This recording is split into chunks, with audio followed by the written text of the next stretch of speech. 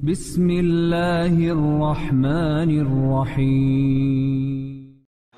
السلام عليكم ورحمة الله وبركاته.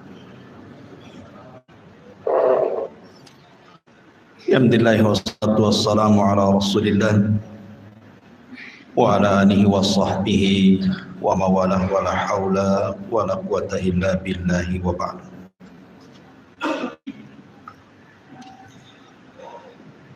Baik, kita lanjutkan kajian kita, masih membahas kitab Syarhus Sunnah li Imami Ahli Sunnati wal Jamaah Al-Imam Al-Barbahari rahimahullah. Qala al-muallif rahimahullah ta'ala: wa idza ra'aita ar-rajula yajlisu ma'a ahlil ahwa'i fahdharhu wa'rifhu fa in jalasa ma'ahu ba'da ma 'alima fattaqihi fa innahu sahibuha. Wa idza sami'ta ar-rajula ta'tihi bil athari fala yuridu wa yuridul qur'ana fala tashukku annahu rajulun qad ihtawa 'ala zandaqati fakum ilman indahu wada'.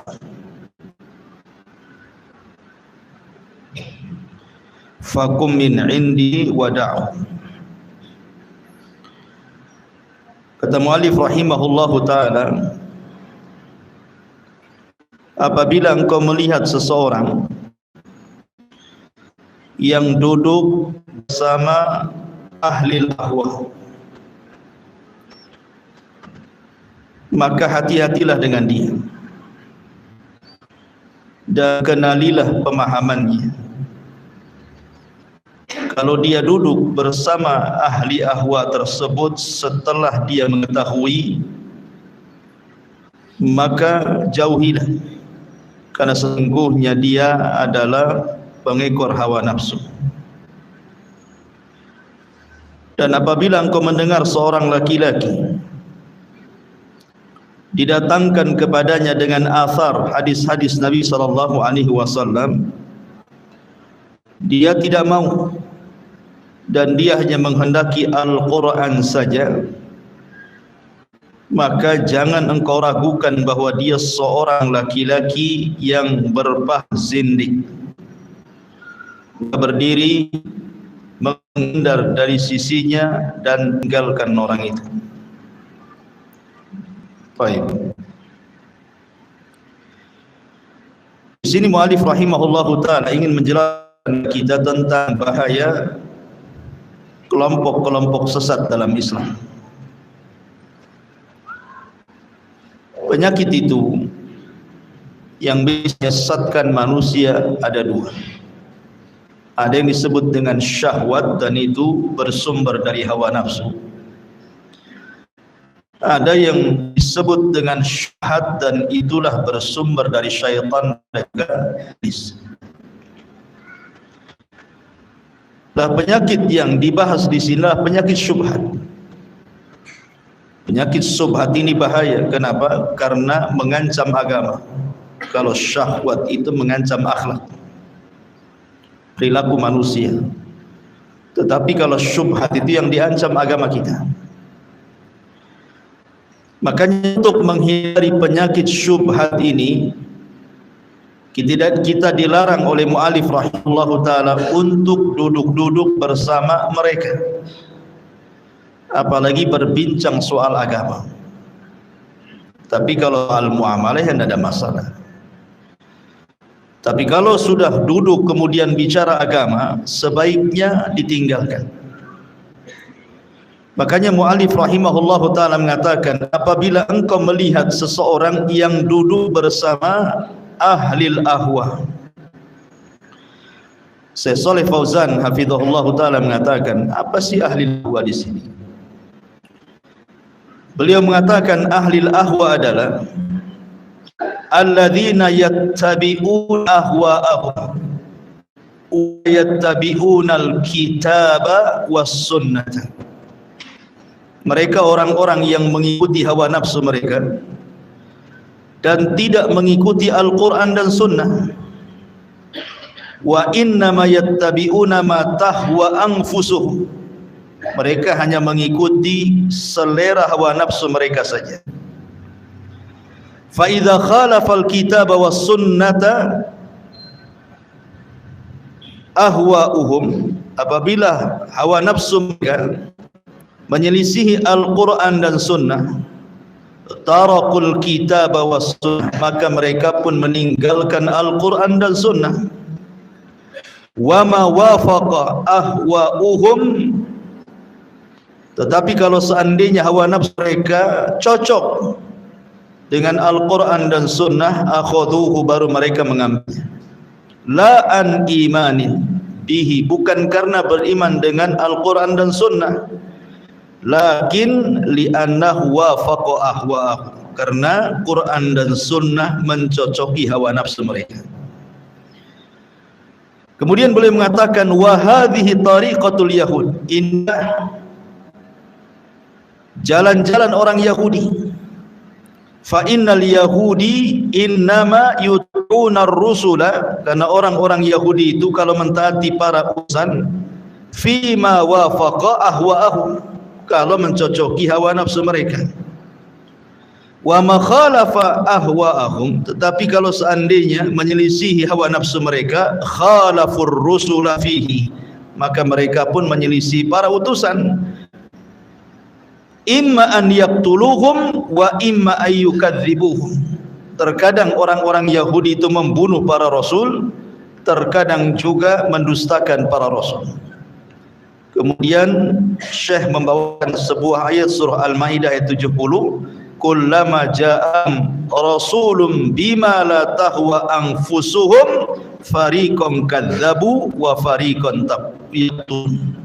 Setiap kali datang kepada mereka utusan tidak cocok dengan hawa nafsu mereka, sebagian mereka mendustakan utusan-utusan itu dan sebagian mereka kemudian membunuhnya. Ma'asyiral muslimin yang dimuliakan Allah Subhanahu wa taala. Kemudian mu'alif rahimahullahu taala ingin mencontohkan kelompok-kelompok yang mereka mengikuti hawa nafsu. Siapa dia? Kata beliau, apabila dengar seorang laki-laki ta'tihi bil athar, datang hadis-hadis Rasul kepadanya, dikatakan kepadanya tentang qala Rasulullah, Rasul bersabda, fala yuriduhu, dia pun kemudian tidak mau hadis-hadis tersebut, wa yuridul Quran, justru mereka malah menginginkan Al-Quran saja. Saya berhajat kepada hadis, saya hanya berhajat kepada Al-Quran. Ketika ini yang terjadi, fala tashukku annahu rajulun qad ihtawa ala zandaqati. Kalau antum melihat orang seperti ini, maka jangan ragu-ragu untuk mengatakan si fulan ini termasuk zindik. Sebesar-besarnya munafik itu disebut zindik.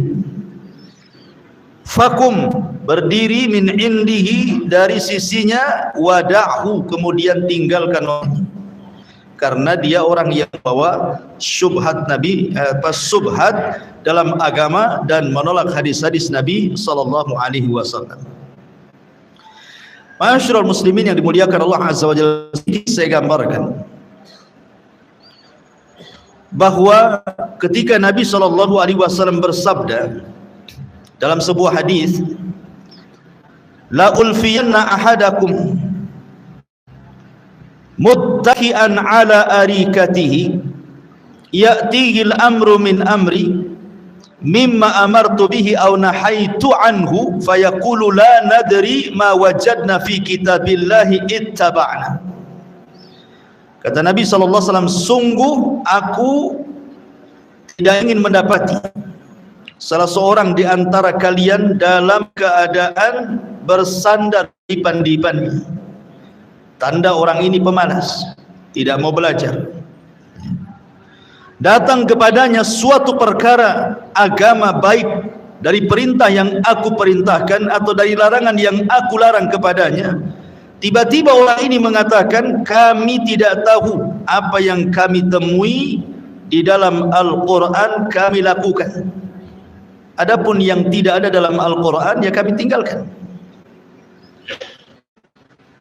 Hadis ini kata Imam Al-Mubarakfuri, beliau mengatakan bahwa ini adalah alamatun nubuwah, tanda-tanda kenabian.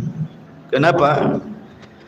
Karena apa yang disabdakan Nabi SAW 14 abad yang silam itu menjadi sebuah kenyataan, di mana belum jauh dari jarak wafatnya Nabi SAW.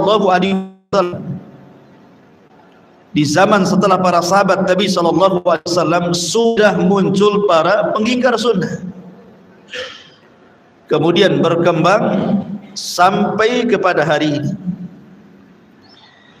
Ma'asyiral muslimin yang dimuliakan Allah Azza wa Jalla, kenapa kemudian mu'alif rahimahullah ta'ala ingin menjelaskan tentang satu kelompok yang disebut ahlul bid'ah wal ahwa, adalah para pengingkar sunnah? Karena bahaya sekali orang mengingkari sunnah. Kita sebagai ahli sunnah wal jamaah sangat paham bagaimana manzilatus sunnah, kedudukan sunnah itu terhadap Al-Quran. Makanya perhatikan beberapa ucapan ulama salaf. Abdullah ibn Abbas radhiyallahu anhu mengatakan, man kafara bir rajmi faqad kafara bil Quran. Barang siapa yang kufur dengan hukum rajam, maka dia telah kufur dengan Al-Quran. Karena hukum rajam itu ada dalam sunnah Nabi SAW, dan secara global hanya isyarat dalam Al-Quran, tapi kan rinciannya ada dalam sunnah Nabi. Karena sifatnya sunnah itu kan syarihatun lil Quran, dia penjelas bagi Al-Quran. Contoh umpamanya azan untuk sholat. Kalau seseorang mengingkari sunnah Nabi SAW kemudian hanya berpegang dengan Al-Quran, berarti para ingkar sunnah itu tidak pernah azan mereka. Karena azan itu hanya ada dalam perintahnya, dalam Al-Quran tidak. Al-Quran yang mengatakan idza kuntum ila salati faghsilu wujuhakum, apabila kalian hendak berdiri salat suruh wudu saja. Tidak ada dalam Al-Quran itu perintah azan. Sementara azan itu adalah syiar daripada syiar-syiar Islam yang membedakan negara itu, dikatakan negara itu dan negara kafir, kan gitu. Artinya bahwa sunnah itu adalah penjelas Al-Quran. Kemudian dikatakan oleh Ayyub As-Sikhtiyani rahimahullahu ta'ala, beliau mengatakan idza haddatsta ar-rajula bis sunnah faqala da'na min hadha wa hadithna min al-Quran fa'lam annahu dhallun mudhillun. Apabila engkau berbicara dengan seseorang kemudian anda melontarkan sunnah Nabi, tiba-tiba dia mengatakan, saya tidak mau sunnah, saya mau Quran saja, maka fa'lam, ketahuilah dia adalah orang yang sesat dan menyesatkan. Kemudian juga dikatakan Al-Imam Al-Ajuri rahimahullahu ta'ala, dia mengatakan jami'u faraidillah allati farradhaha fi kitabihi la yu'lam al-hukmu fiha illa bisunani Rasulillah sallallahu alaihi wasallam. Semua kewajiban-kewajiban Allah yang diwajibkan dalam Al-Quran, seseorang tidak tahu rinciannya kecuali ada dalam sunnah Nabi sallallahu alaihi wasallam. Artinya orang yang mengingkari sunnah itu tidak mungkin mampu melaksanakan kewajiban-kewajiban Allah. Contoh rukun Islam lah. Dari mana rincian salat, dari mana rincian puasa, dari mana rincian zakat dan juga haji? Dari sunnah. Karena Quran kan hanya global, memerintahkan aqimis salat, salat kamu, gitu ya. Tapi kan rincian dari takbiratul ihram, gerakannya, bacaannya sampai kepada salat tidak ada di Quran. Kemudian juga buat rincian batal-batalnya, ya, dijelaskan dalam Quran. Cuman Al-Quran mengatakan Perintah puasa saja, alladzina amanu kutiba alaikumus syiyam, kan itu. Rincian-rinciannya tidak ada dalam Quran. Kemudian juga zakat, nisab-nisabnya tidak disebutkan dalam Al-Quran, haul dan nisabnya. Begitu juga haji, manasik-manasiknya tidak ada. Jadi kata Imam Al-Ajuri di sini bahwa kalau orang mengingkari sunnah sama dengan meninggalkan semua kewajiban Allah yang Allah wajibkan dalam Al-Quran. Bahkan lebih parah daripada itu, perhatikan suratul Lahab. Allah mengatakan, Tabbat siyada abi lahabi wa tab, ma aghna anhu maluhu wa ma kasab, sayasla naran dzata lahab wa imra'atuhu hammalatal hatab fi jidha hablum min masad. Celaka kedua tangan Abu Lahab dan celaka. Tidak berguna harta dan anak-anaknya sama sekali. Dia akan masuk ke neraka yang menyala-nyala, dan istrinya yang membawa kayu bakar kemana-mana. Nanti di lehernya akan dibuat sabut api yang menyala dan membakar kepalanya. Pertanyaannya, Abu Lahab ini salah apa? Kenapa diancam neraka? Salah apa dia? Quran tidak menjelaskan kesalahannya. Masa ujung-ujung Abu Lahab masuk neraka, istrinya masuk neraka. Lah emang salah apa Abu Lahab itu? Quran kan tidak menjelaskan kesalahannya, kan? Kalau memang orang itu berpegang dengan Al-Quran saja tanpa sunnah, berarti menisbatkan zaliman kepada Allah. Abu Lahab tidak salah, kenapa kemudian Allah azab? Datang sunnah menjelaskan kesalahannya. Abu Lahab adalah orang yang pertama menentang Rasul, kan?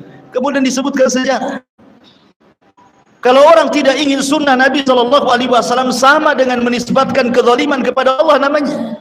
Masa Abu Lahab enggak salah kemudian diadab? Karena Quran tidak menjelaskan kesalahannya. Ya. Yang menjelaskan kesalahan Abu Lahab itu dilihat dari asbab nuzulnya. Dan asbab nuzulnya ada sunnah Nabi. Kan bahaya jadinya kalau orang memahami Quran tanpa sunnah ini. Mengatakan Allah zalim namanya. Kemudian juga dikatakan oleh Al-Imam Ibn Hazm rahimahullahu ta'ala, Lau anna imra'an qala la na'khud illa ma wajadna fil Qur'ani lakana kafiran bi ijma'il ummati. Kata Imam Ibn Hazm rahimahullahu ta'ala, kalau seseorang mengatakan kami tidak akan mengambil kecuali apa yang kami dapati dalam Al-Quran, sungguh dia telah kafir dengan ijma' umat ini. Terang-terangan Ibn Hazm mengatakan kafir orang tersebut. Dan banyak lagi perkataan para ulama tentang ancaman kepada para pengingkar sunnah. Kita masuk kepada syubhat-syubhatnya. Ini yang penting kita bahas. Ma'asyiral muslimin yang dimuliakan Allah Subhanahu wa taala. Di antara syubhat kenapa muncul kelompok ini, tadi saya sudah katakan bahwa memang kelompok ini sudah diprediksi Nabi, kan, akan kemunculannya. Dan Rasul tidak mungkin berdusta, karena yang diucapkan bukan hawa nafsunya tapi wahyu yang diwahyukan kepadanya. Terbukti, ya, muncul para pengingkar sunnah.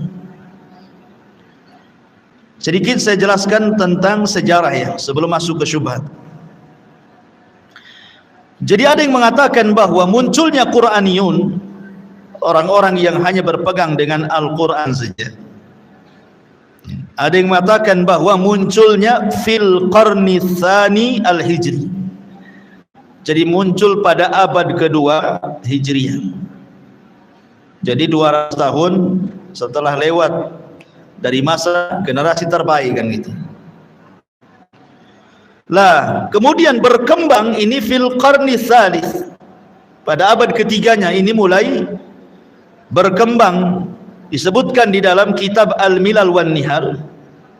Ketika kemudian datang orang-orang Inggris, kemudian menyerbu ataupun menjajah orang-orang India, maka mulailah kemudian pemikiran-pemikiran tentang pengingkaran sunnah Nabi SAW itu muncul di India. Jadi negara yang pertama kali memunculkan pemahaman ini adalah di India saja. kemudian tersebar sampai ke Irak, ke Libanon, sampai ke negeri kita dan negeri sebelah Malaysia, dan hampir semua negeri ada pemahaman ini. Apalagi kemudian kalau kita lihat di Mesir ada Jamiah Ibnu Khaldun, sekarang sudah ditutup dia, yang didanai oleh orang-orang Amerika. Itu juga melahirkan tokoh-tokoh ingkar sunnah, sampai kemudian berseberangan dengan Mufti Azhar. Akhirnya mereka masuk ke penjara. Ketika keluar mereka hijrah ke Amerika, kemudian menyebarkan pemahamannya di sana. Muncullah kemudian pemahaman-pemahaman liberal yang semacamnya. Salah satunya adalah pengingkaran terhadap sunnah Nabi SAW. Jadi orang yang mengingkari sunnah itu tujuannya adalah 3. Pertama, memang hendak menghancurkan agama, memutus antara hubungan kita dengan Allah Subhanahu wa ta'ala. Dan yang paling bahaya, karena mengingkari sunnah kan sama dengan menghancurkan agama. Bagaimana kita bisa menyembah Allah kalau tanpa sunnah? Karena solat itu rinciannya ada dalam sunnah. Bagaimana caranya kita menyembah Allah? Jadi orang yang mengingkari sunnah tujuannya memang menghancurkan agama, membuat keraguan-raguan orang itu untuk beragama. Kemudian juga yang kedua, bahwa tujuannya adalah mereka hendak membatalkan Al-Quran itu sendiri. Karena kalau seandainya orang itu hendak memahami Al-Quran, sampai kiamat nggak paham-paham Quran itu, kalau tidak dijelaskan oleh sunnah. Macam mana cara memahami Al-Quran tanpa sunnah? Ya seperti contohnya tadi tentang kasus Abu Lahab. Akhirnya orang rancau gitu, masa orang tidak bersalah masuk neraka? Akhirnya secara kemudian langsung ataupun tidak langsung mereka hendak membatalkan Al-Quran. Kemudian juga yang ketiga, mereka hendak mengagungkan akal dan membuang nas daripada Al-Quran atau sunnah Nabi. Karena para pengingkar sunnah itu hujahnya lebih banyak menggunakan akal mereka. Makanya mereka disebut ahlul ahwa, pengekor hawa nafsu. Inilah yang kemudian 3 poin ini kenapa munculnya gerakan-gerakan pengingkaran sunnah Nabi sallallahu alaihi wasallam. Baik, syubhat yang pertama, mudah-mudahan cukup waktunya. Di sini ada 7 syubhat. Ya. Yang pertama, mereka mengatakan bahwa sunnah itu berbeda dengan Al-Quran. Mereka menganggap bahwa sunnah itu berbeda dengan Al-Quran. Karena sunnah itu dicatat belakangan, dikumpulkan belakangan. Beda dengan Al-Quran, kata mereka.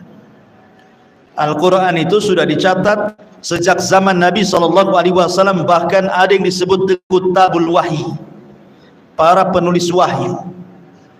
Tapi kan sunnah itu belakangan, baru terkumpul oleh para ulama-ulama hadis katanya. Sehingga keotentikannya dipertanyakan. Bisa saja kemudian mereka tersilap ataupun mereka sengaja membuat-buat apa yang tidak diucapkan Rasul, dimasukkan pula di dalamnya. Ini yang paling kuat hujah mereka mengatakan seperti itu. Maka kita katakan sebenarnya Al-Quran dan Sunnah itu juga ditulis, maksudnya dikumpulkan secara utuh. Itu belakangan, bukan hanya sunnah saja, Quran pun sama. Karena para kutabil wahyu, para penulis wahyu itu memang banyak kan. Ada yang mengatakan sampai sekitar 42 sahabat yang menulis wahyu. Ada juga yang mengatakan tidak sampai, hanya 25 atau 26 para sahabat Nabi SAW. Di antaranya dari kalangan muhajirin, khulafaur rasyidin, Abu Bakar, Umar, Utsman, Ali. Mereka para penulis wahyu. Kemudian juga ada Khalid ibn Sa'id ibn As, Amir ibn Fuhaim, Arqam bin Abi Arqam, Hatib bin Amr, Zubair bin Awam, Talha bin Ubaidillah, dan begitu seterusnya dari kalangan muhajirin. Kemudian dari kalangan Ansar namanya Abi Ayyub al-Ansari. Kemudian Khalid ibn Zaid, Kemudian yang masyhur Ubay ibn Ka'ab, Zaid ibn Thabit, Abdullah ibn Rawahah, Mu'ad ibn Jabal, dan banyak sekali. Kemudian setelah Hudaybiyah muncul lagi para penulis wahyu seperti Abi Sufyan dan anak-anaknya, Muawiyah bin Abi Sufyan. Kemudian juga Sa'id ibn As, Mughirah ibn Syu'bah, Amr ibn Syarahbil ibn Hasanah, dan begitu seterusnya. Para kutabul wahyi ini, mereka ketika menulis wahyu, mereka itu tidak memiliki secara utuh. Pamannya Abu Bakar, mungkin dia mencatat surah Al-Baqarah, Ali Imran saja. Kemudian sahabat yang lain Al-An'amnya, kemudian sahabat yang lain Al-A'rafnya, kemudian sahabat yang lain Asyura'nya, kemudian sahabat lain Qaf Nunnya, namanya begitu. Jadi tidak ada satu sahabat itu yang mengumpulkan satu Al-Quran. Jadi masih bercecer di tangan-tangan para sahabat itu. Karena setiap Nabi turun wahyu itu memanggil beberapa sahabat yang disebut kutabul wahyu, tolong tulis. Jadi tidak ada yang khusus gitu yang mencatat dari awal sampai akhir. Lah, ma'asyiral muslimin yang dimuliakan Allah Azza wa Jalla, setelah Rasul meninggal, kemudian Abu Bakar Siddiq radhiyallahu anhu yang berkuasa, terjadilah perang melawan siapa? Musailamah al-Kadzdzab. Kemudian 70 syuhada dari kalangan hufadzul Quran banyak meninggal di perang Yamamah ini. Banyak hufadzul Quran yang meninggal dunia. 70 lebih para sahabat yang mutqin dalam Al-Quran mati syahid di perang Yamamah ketika melawan Musailamah al-Kadzdzab. Ada kekhawatiran dari Umar bin Khattab radhiyallahu anhu, kalau para penghafal Quran itu gugur satu persatu, nanti Quran akan ditinggalkan. Karena memang ihtimamnya para sahabat Nabi sallallahu alaihi wasallam itu ketika berhadapan dengan Al-Quran lebih banyak dihafal dibandingkan dicatat. Jadi para sahabat itu lebih suka menyimpan Al-Quran di dalam dada dibandingkan dalam tulisan. Namanya dhabtus sadri. Ya, ada juga dhabtul kitabah, tetapi kebanyakan para ulama salaf dulu, para sahabat, para tabi'in, mereka lebih kepada hafalan dibandingkan ada tulisan. Jadi kalau seandainya kemudian satu persatu gugur dalam peperangan kan, sementara himamnya mereka, semangatnya mereka meletakkan Quran dalam dada-dada mereka, secara otomatis nanti Quran akan ditinggalkan kan itu. Makanya Umar datang kepada Abu Bakar Siddiq radhiyallahu anhu, bagaimana kalau seandainya Abu Bakar mengumpulkan Al-Quran yang tercecer di tangan-tangan para sahabat. Akhirnya kemudian Abu Bakar awalnya tak mau. Alasannya kenapa? Karena tidak pernah dilakukan Nabi SAW. Tetapi kemudian Allah lapangkan dada Abu Bakar.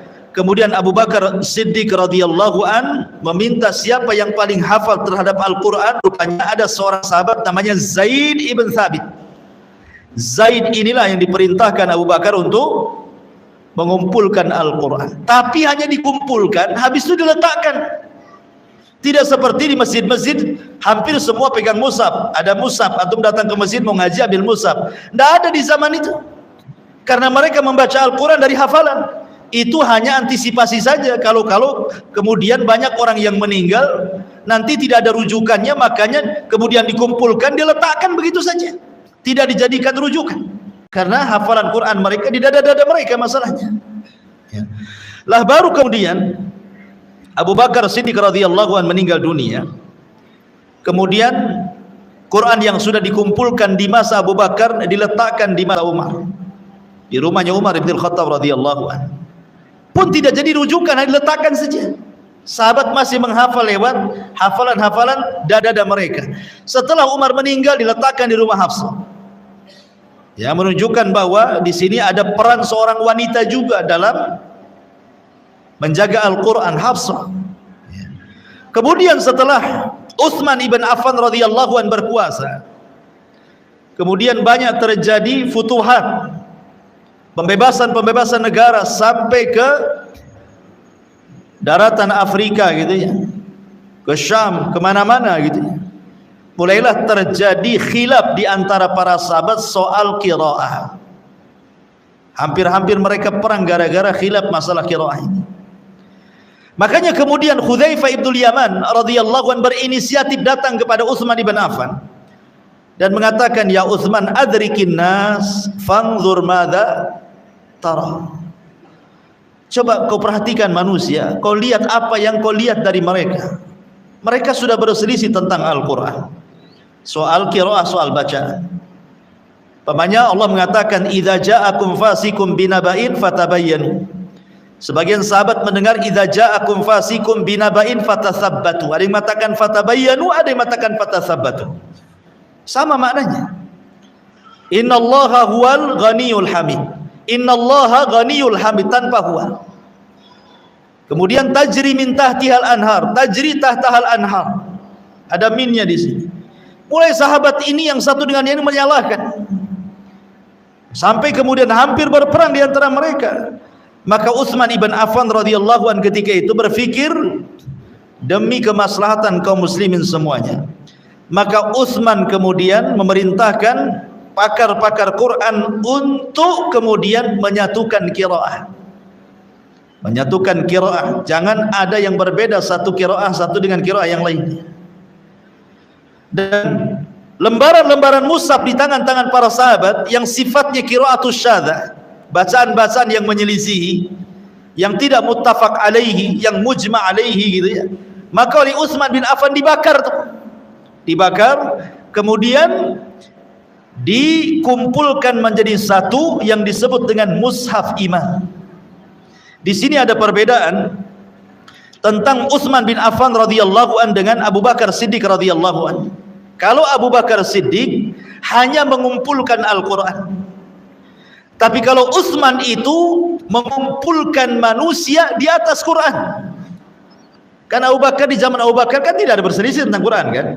Ya Abu Bakar ya kumpulkan saja, tapi di zaman Utsman mulai berselisih. Makanya Abu Bakar itu hanya sekedar mengumpulkan Al-Quran, tapi Utsman lebih daripada itu mengumpulkan manusia di atas Quran, supaya jangan berselisih lagi. Akhirnya Utsman pun kemudian membuat 6 atau 7 cetakan gitu ya. Kemudian dikirim ke Yaman, dikirim ke Mesir, dikirim ke Kufah, ke Basrah, ke Syam, ke Madinah, kemudian di Mekah, supaya semua negeri bawahan Islam tidak ada yang berselisih lagi soal qiraah, karena sudah ada mushaf namanya mushaf iman. Tetapi itu pun tidak menjadi rujukan, artinya tidak dicetak banyak-banyak diletakkan di hampir semua masjid, tidak. Sahabat masih berpegang dengan hafalan mereka. Belum ada maksudnya dicetakan resmi gitu ya, sehingga di setiap masjid ada mushaf, belum ada. Hanya untuk antisipasi supaya jangan berselisih soal qiraah. Dan berhasil Utsman ibn Affan radhiyallahu an menyatukan qiraah Al-Quran, sehingga apa yang kita rasakan hari ini mushaf-mushaf di seluruh dunia, dari ujung timur sampai ke barat, selatan sampai utara, semua mengacu kepada satu mushaf yang disebut dengan mushaf Utsmani. Ya, disebutnya mushaf iman. Nggak ada perbedaan, mulai dari ujung timur sampai barat itu aja isinya. Dan itu berhasil menyatukan kaum muslimin di atas Al-Quran oleh siapa? Oleh Utsman ibn Affan radhiyallahu anhu. Nah, ma'asyiral muslimin yang dimuliakan Allah azza wa jalla, walaupun kemudian ada yang mengatakan bahwa Al-Quran yang disepakati itu kan sab'atu ahruf ya. Sab'atu ahruf itu maksudnya 7 lahjah. Lahjah dalam bacaan kan, bukan dari segi perbedaan lafadznya, bukan seperti tasabbatu jadi tabayyanu, tidak. Maksudnya ahruf itu lahjah, karena kabilah Arab itu cara bicaranya, dialeknya itu kan beda-beda. Ya, Arabnya Mesir beda dengan Arabnya Saudi, Arabnya Saudi dengan Yaman aja kadang-kadang dialeknya sudah berbeda. Ya, sehingga kemudian Jibril mengajarkan kepada Rasul dengan sab'atu ahruf itu, dengan 7 lahjah. Walaupun yang sampai kepada kita kan, yang dicetak buku-bukunya itu, yang kita kenal kan cuman 4 saja. Ada namanya qiraah Hafs dari Asim, ya. Ada namanya qiraah Warash dari Nafi yang tersebar di Libanon sana ya. Kemudian ada namanya Qalun dari Nafi. Nah, itu juga ada Qalun dari Nafi juga. Kemudian ada namanya Ad-Duri dari Ibnu Umar radhiyallahu anhu. Ini yang banyak gitu. Sehingga jangan heran kalau seandainya ada perbedaan lahjah. Ada orang membaca wadduha, ada yang membaca wadduha. Memang begitu lahjah. Ya, yang menyalahkan itu karena tidak paham saja. Dari sini bahwa kita kembali ke pembahasan bahwa penulisan Al-Quran juga pengumpulannya kan belakangan setelah Rasul meninggal, bukan di zaman Nabi kan? Bukan di zaman Nabi, tapi di zaman Utsman ibn Affan barulah kemudian terjadinya Quran yang bercecer itu menjadi sebuah mushaf. Baik, kembali kepada hadis Nabi SAW. Hadis Nabi SAW sebenarnya bukan dikumpulkan belakangan. Di zaman Rasul juga sudah ada yang mencatat hadis. Contoh umpamanya Abdullah ibn Amr ibn As yang dikatakan oleh Abu Hurairah radhiyallahu an, tidak ada satupun sahabat yang lebih hafal dibandingkan diriku kecuali, kata Abu Hurairah, Abdullah ibn Amr ibn As. Kenapa? Karena aku menghafal, dia mencatat. Ya, artinya sudah ada yang mencatat hadis kan? Sampai-sampai ketika itu Abdullah ibn Amr ibn As datangi oleh tokoh-tokoh Quraisy dan mengatakan, ngapain kau ini nulis apa yang dikeluarkan dari lisan Muhammad? Bukankah Muhammad itu terkadang bicara dalam kondisi ridha atau kondisi marah gitu? Akhirnya sempat berhenti Abdullah ibn Amr bin As mencatat, lapor kepada Nabi SAW tentang perkataan para pembesar Quraisy itu. Tapi Rasul mengatakan, sudah, uktub minni, catat saja dariku, wa ma kharaja minni ilal haq, karena tidak ada yang keluar dari lisanku kecuali kebenaran. Sejak itulah Abdullah ibn Amr bin As nulis lagi. Artinya bahwa dari zaman Nabi SAW sudah ada yang mencatat hadis Nabi SAW. Kemudian Rasul juga pernah mengatakan kepada Abi Syah, ketika Abi Syah datang kepada Rasulullah, ketika Rasul berpidato, dia mengatakan, Rasul, aku tidak mungkin hafal pidatomu sebanyak itu. Nah, tolong catatkan untukku pidatomu gitu ya. Maka Rasul mengatakan kepada sahabat, tolong catat pidatoku, berikan kepada Abu Syah, katanya. Artinya Rasul SAW juga mengarahkan untuk mencatat hadis. Bahkan Umar ibn Khattab radhiyallahu an pernah niat untuk mentadwin. Mentadwin itu mengumpulkan semua hadis Rasul, jadikan satu buku. Umar bin Khattab itu pernah ada niat seperti itu, tapi kemudian diurungkan niatnya. Kenapa demikian? Karena dia melihat bahwa ihtimam kepada Al-Quran lebih, makanya kemudian Umar lebih memilih untuk datang kepada Abu Bakar dan mengumpulkan Al-Quran dibandingkan hadis Nabi. Tapi niatnya sudah ada. Makanya muridnya Umar bin Khattab namanya Al-Kathir ibn Murrah ini, kemudian setelahnya mengumpulkan menjadi tadwinil ahadis. Jadi hadis-hadis dikumpulkan, tapi tidak sempurna. Sempurnanya baru di zaman Umar bin Abdul Aziz. Jadi Umar bin Abdul Aziz rahimahullahu ta'ala ketika itu memerintahkan dua ulama besar, namanya Abu Bakar ibn Hazm dan juga Ibnu Syihab atau dikenal dengan Imam Zuhri, meminta kepada dua ulama ini untuk betul-betul mengumpulkan secara sempurna semua hadis-hadis Rasul dijadikan satu buku. Memang tidak secara tertib, baru yang mentartibkan secara tabwib bab itu kan ulama-ulama setelahnya. Baru ada bab sholat, bab puasa, bab ini kan ulama-ulama setelahnya kan. Karena ulama dulu itu yang penting dikumpulkan jadi satu, supaya jangan kemudian besar di mana-mana. Dan tentunya ketika para ulama mereka mengumpulkan hadis Nabi SAW, ikhwatu fiddin, mereka tidak sembarang mengumpulkan hadis. Mereka ada dhawabit, ada batasan-batasan. Mereka juga tahu mana hadis yang tidak benar, mana hadis yang benar. Karena tidak ada satupun umat dari umat-umat di luar daripada Islam yang memiliki perhatian kepada perkataan Rasul melebihi umat Islam. Nasrani tidak memiliki perhatian kepada ucapan-ucapan Isa. Yahudi tidak memiliki perhatian kepada ucapan-ucapan Musa. Hanya umat Islam yang memiliki perhatian kepada ucapan Rasul, sampai kepada setiap kalimat, setiap huruf dalam kalimat itu dibahas. Kalau antum baca kitab-kitab hadis yang sekarang para ulama, itu dijelaskan, oh ini dalam riwayat ini ada tambahan wawu, di riwayat ini tidak ada wawunya gitu ya. Riwayat ini ada tambahan kalimat indah, di sini tidak. Sampai ke per kalimat itu dibahas. Bahkan sampai kepada lafaz dari zaman Rasulullah SAW saja. Contoh namanya Abdullah ibn Umar radhiyallahu anhu, ketika membahas hadis bunyal Islam al-khamsin, syahadati an la ilaha illallah wa anna Muhammadar Rasulullah wa iqamis salati wa itaiz zakati wa saumi Ramadan wa hajjil bait. Di sini mendahulukan puasa baru haji.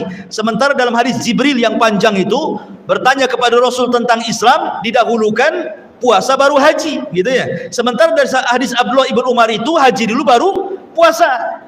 Maka dikatakan kepada Ibnu Umar, harusnya kan puasa dulu baru haji. Apa kata Ibnu Umar? Tidak, aku mendengar Rasulullah sallallahu alaihi wasallam haji baru puasa, kata. Itu lafadznya seperti itu.